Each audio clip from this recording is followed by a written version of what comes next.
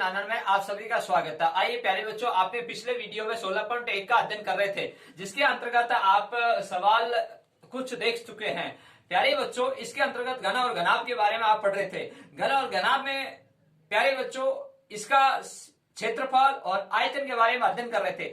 अब इससे जो अगली प्रश्नावली आएगी आपकी 16.2, वहां आप बेलन के बारे में जानकारी हासिल करेंगे। बेलन के बारे में आप क्षेत्रफल और आयतन और खोखला बेलन का भी आप वहां देखेंगे किस तरह के सूत्र हैं, वहां उनका भी क्षेत्रफल और आयतन।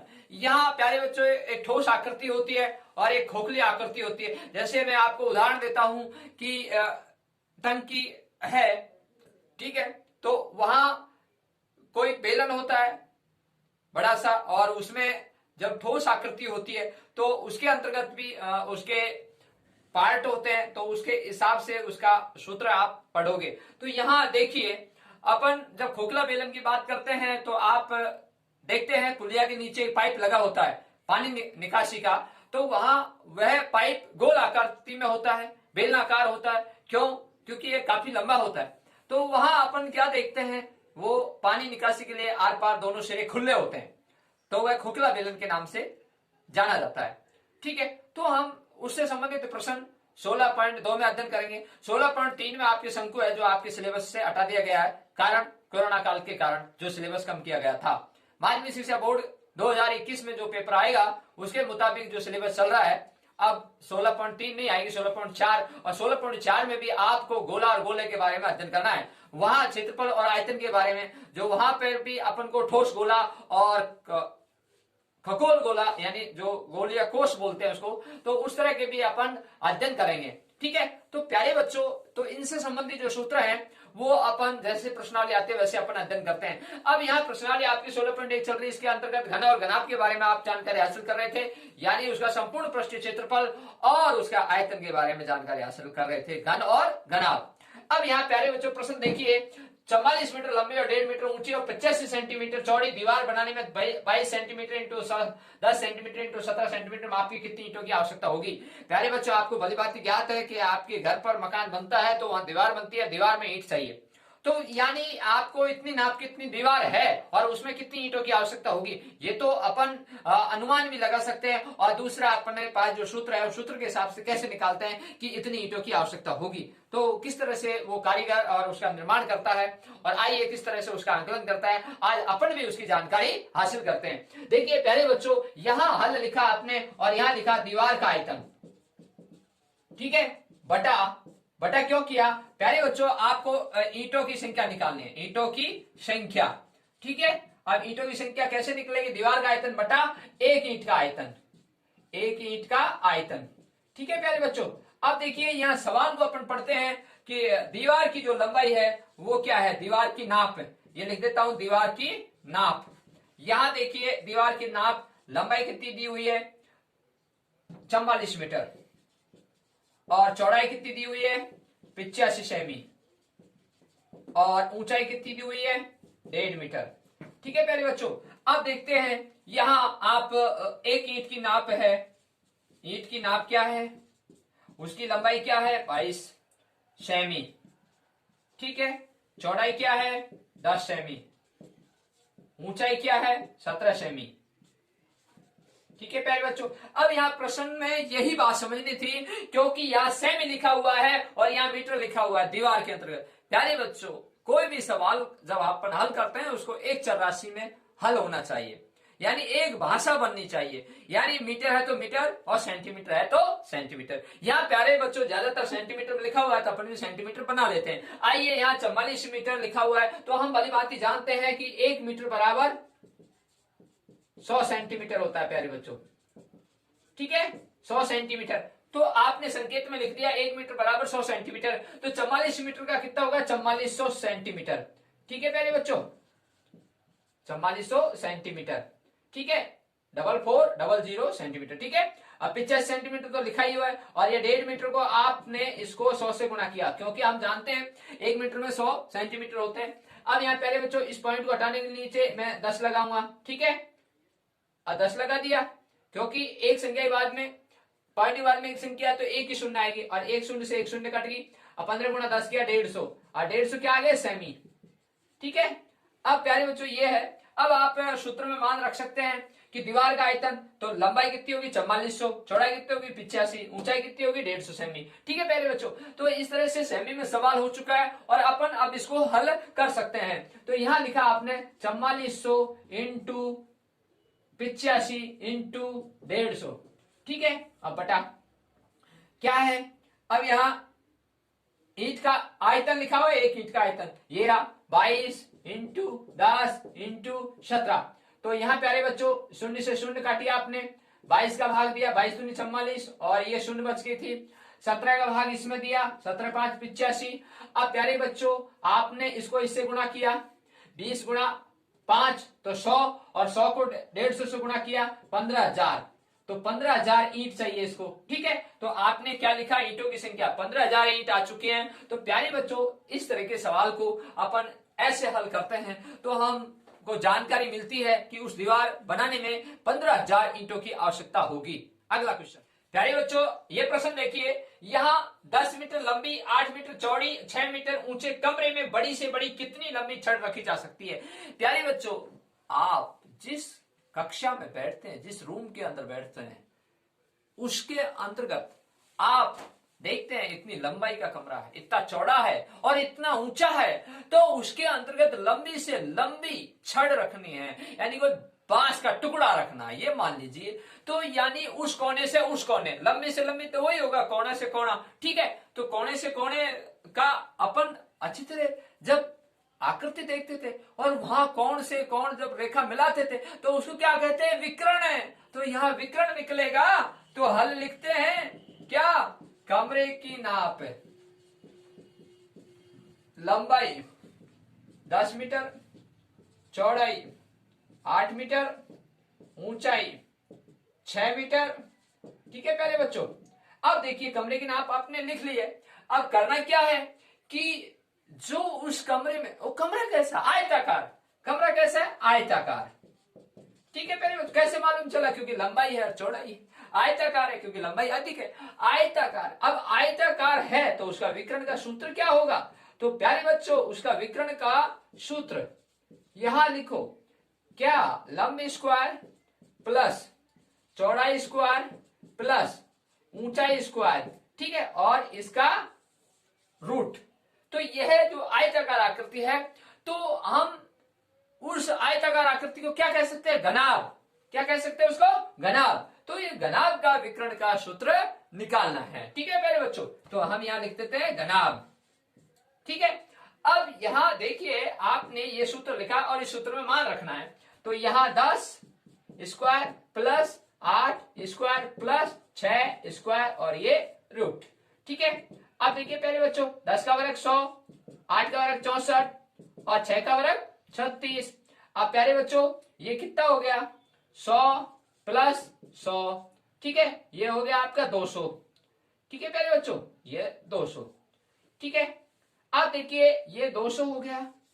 अब यहां पर इसका रूट निकालना है, तो हम भली भांति जानते हैं कि इसका रूट यानी वर्गमूल निकालना है। अब वर्गमूल निकालने के लिए आप इसको टुकड़ा कर लेते हैं, कैसे, 200 का। तो यहां 100 गुणा 2 किया आपने, 100 गुणा 2 किया, देखिए यहां 100 गुणा 2 किया, तो 100 गुणा 2 का मतलब भी 200 ही होता है ना। तो 100 का वर्गमूल निकल जाएगा तो कितना होगा 10, और 2 का वर्गमूल नहीं निकलेगा तो उसके रूट 2। तो यहां आ जाएगा आपका आंसर 10 रूट 2, और किसमें, मीटर में। तो इतनी बड़ी लंबी छड़ चाहिए, 10 रूट 2 मीटर लंबी छड़ चाहिए, और ये आपका आंसर। अब अगला बच्चों ये प्रश्न देखिए, एक घन का आयतन 512 घन मीटर है, तो उसकी भुजा ज्ञात करें। बहुत अच्छा प्रश्न है, घन है, आप अच्छी तरह जानते हैं घन में 6 फलक होते हैं, है ना। तो वहां घन का आयतन, तो यहां लिखेंगे आप हल। हल लिखा, आपको क्या दिया हुआ है, घन का आयतन, ठीक है, 512 घन मीटर। ठीक है प्यारे बच्चों, अब यहां आपको क्या लिखना है, घन का आयतन का सूत्र। घन का आयतन का सूत्र होता है भुजा क्यू। ठीक है, अब जब भुजा क्यू है तो यहां प्रश्न अनुसार अपन हल करेंगे, भुजा क्यू बराबर 512 घन मीटर। ठीक है। अब मुझे भुजा निकालनी है, तो यह 512 का घनमूल होगा इस तरह से, ठीक है। यह भुजा क्यू है, तो ये इधर क्यू को इधर ट्रांसफर करूंगा तो ये घनमूल में चेंज हो जाएगा, ठीक है। तो घनमूल निकलेगा। घनमूल किसे कहते हैं प्यारे बच्चों, यानी कि उसका अभाज्य गुणनखंड करते थे अपन, तो वहां उन संख्याओं में से बराबर की जो संख्या आती थी, जो समान संख्या आती थी, उनका जोड़ा बनता था। जैसे दो दो समान आ गए तो दो दो दो का 3 बार लिखना, उसी संख्या को 3 बार लिखते थे, तो वह जोड़ा बनता था घनमूल में। तब जाके उसमें से एक संख्या बाहर लेते थे और वही उससे आंसर निकालते थे। तो यहां पर अपन देखिए 512 का जो घनमूल देखते हैं, वैसे देखिए प्यारे बच्चों, आपने 2 का घन किया 8, 1 का घन किया 1, 3 का घन किया 27, 4 का घन किया 64, 5 का घन किया 125, ठीक है। तो 10 का घन किया 1000, तो यानी उसी संख्या को 3 बार गुणा कर रहे हो आप, हैं। तो 4 गुणा 4 4, 4 चौक 16, 16 चौक 64, ठीक है। 5 गुणा 5 55 25, 25 पंजा 125 हो गया। तो इसी तरह 10 को 3 बार, 11 को 3 बार, तो यहाँ 11 को 3 बार करते 1331 आता है ना। तो इस तरह से अब देखिए आपने 8 को किया, ठीक है। अब 8 को 3 बार किया तो 8 8 64 होते हैं, फिर 8 से गुणा करो 64 को तो 512 होते हैं। तो इसको निकालने का जो तरीका है वो ये देखिए, यहां मैंने क्या किया कि अभाज्य गुणनखंड निकाला इस तरह से, ये ठीक है। एक तो आपको मौखिक याद है तो बहुत अच्छी बात है, या फिर आप ऐसे कर लीजिएगा अभाज्य गुणनखंड की विधि से। तो यहां मैंने देखिए, यहां अपन ने इसमें भाग दिया 8 का, तो ये 64 बार गया, फिर 8 का भाग दिया, ये 8 बार गया, फिर 8 में भाग दिया 1, तो यहां मैंने इसको निकाला तो 8 गुणा 8 और ये 1/3, ठीक है। अब देखिए यहाँ 8 की पावर 3 है और भार कितना है 1/3। अब देखिए इस ब्रैकेट को खोलूंगा तो ये बाहर जाके 3 गुणा 1/3 और ये 3 से 3 कट जाएगा और बराबर 8 आ जाएगा, ठीक है। एक तो ये विधि। दूसरी विधि ये है आपकी कि इसका 512 का अपन घनमूल निकालते हैं, तो भुजा बराबर कितनी आ गई 8, ठीक है। तो यानी कि हम 512 का जब घनमूल निकालते हैं तो वह संख्या मतलब किससे गुणा हो गया 3 बार, तो 8 का अपन ने 3 बार गुणा किया, 8 गुणा 8 तो अपन को पता लग गया, ठीक है। तो अपन इस तरह से ज्ञात कर सकते हैं। तो प्यारे बच्चों, वैसे अपन को 1 से लेकर 20 तक तो घन ज्ञात कर लेने चाहिए, 1 से लेकर 25 तक वर्ग ज्ञात कर लेने चाहिए, तो अपन को पता लग जाता है कि घनमूल इसका कितना होगा। जैसे 64 का वर्गमूल निकालना 8 होता है, ठीक है। 25 का वर्गमूल निकालना है 5 होता है, तो 100 का वर्गमूल निकालना 10 होता है, ठीक है। और मान लीजिए आपसे पूछ ले कि 1331 का घनमूल निकालिए तो 11 होता है ना। तो जैसे यहां पूछ लिया 512 का घनमूल निकालिए कितना होता है 8 होता है, 125 का घनमूल निकालिए कितना होता है 5 होता है, 8 का घनमूल निकालिए कितना होता है 2 होता है। तो इस तरह से अपन ये तो छोटी छोटी चीजें हैं जो जानकारी में होनी चाहिए। अब अगला क्वेश्चन बच्चों, ये प्रश्न देखिए, दीवार की लंबाई 5 मीटर, चौड़ाई 30 सेंटीमीटर, ऊंचाई 3 मीटर है, दीवार बनाने में 20 बाई 10 बाई 7.5 सेमी माप की कितनी ईंटों की आवश्यकता होगी। प्यारे बच्चों, अभी अभी आपने ये प्रश्न किया था, 8वां क्वेश्चन के अंतर्गत आप देख रहे थे, तो वहां पर भी आपको ईंटों की संख्या ज्ञात करनी थी और यहाँ पे भी ईंटों की संख्या ज्ञात करनी है। तो हम यहाँ लिखते हैं हल है, हल लिखा। प्यारे बच्चों, ईंटों की संख्या ज्ञात करने का सूत्र क्या है, क्या है, दीवार का आयतन बटे एक ईंट का आयतन, ठीक है प्यारे बच्चों, एक ईंट का, ठीक है, एक ईंट का आयतन। तो यहां दीवार का आयतन का मतलब होता है, अब यहां दीवार की नाप लिख लेते हैं। दीवार की नाप कितनी है 5 मीटर, यह है लंबाई, चौड़ाई कितनी है प्यारे बच्चों 30 सेमी, ठीक है, ये चौड़ाई, ऊंचाई कितनी है 3 मीटर, ठीक है, ये ऊंचाई, ठीक है प्यारे बच्चों। अब यहाँ ईंट की नाप भी लिख लेते हैं। ईंट की नाप, लंबाई कितनी है 20, चौड़ाई कितनी है 10, 7.5 सेमी, और ये भी सेमी, और ये भी सेमी, और ये भी सेमी, ठीक है, ये लंबाई, ये चौड़ाई, ये ऊंचाई, ठीक है मेरे बच्चों। अब यहाँ देखिए, यहाँ मीटर है या सेमी है, या मीटर है या सेमी सेमी है। तो प्यारे बच्चों, मैंने कहा था एक चर राशि में सवाल करें, तो यहाँ मीटर है तो हम भली बात ही जानते हैं प्यारे बच्चों 1 मीटर में 100 सेमी होते हैं। तो यहाँ हमने मीटर को सेमी बनाया तो 500 सेमी हो गया, ठीक है, चौड़ाई 30 सेमी है और 3 मीटर ऊंचाई है तो 300 सेमी ऊंचाई हो गई, ठीक है। और अब अपना सारा सवाल एक चर राशि में हो गया। अब आप 500 इंटू 30 इंटू 300, आप देखिए 20 इंटू 10 इंटू 7.5 है प्यारे बच्चों, ये भी लिख रहा था और ये लिख रहा है 7.5। ठीक है, अब इस पॉइंट को हटाने के लिए मैं ऊपर 0 लगाऊंगा। ठीक है, आप देखिए ये 10 से 10 खत्म, ये 0 से 0 खत्म। ठीक है प्यारे बच्चों, आप देखिए यहां 75 गुणा 2 किया 150 और 150 को भाग 300 में दिया 2 बार। ठीक है प्यारे बच्चों, बहुत अच्छा क्वेश्चन था ना। यहां 75 गुणा 2 किया 150 और 150 को भाग 300 में दिया 150 दूनी 300।